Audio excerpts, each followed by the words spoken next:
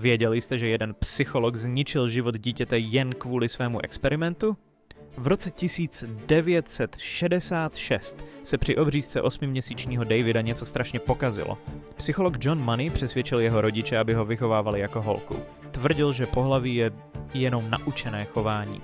Každý rok Money nutil Davida a jeho dvojče dělat znepokojivé sexuální cvičení. Ukazoval jim materiály pro dospělé. Navzdory hormonům a ženské výchově se David nikdy necítil jako holka. Trpěl psychicky celé dětství. Ve 14 letech se konečně dozvěděl pravdu a okamžitě začal žít jako muž. Ale Money mezitím publikoval studie, kde tvrdil, že experiment je úspěšný. Lhal celému světu. David celý život bojoval s depresí a traumaty z Money o psychického týrání. V roce 2004 spáchal sebevraždu. Tento případ navždy změnil chápání lidské identity.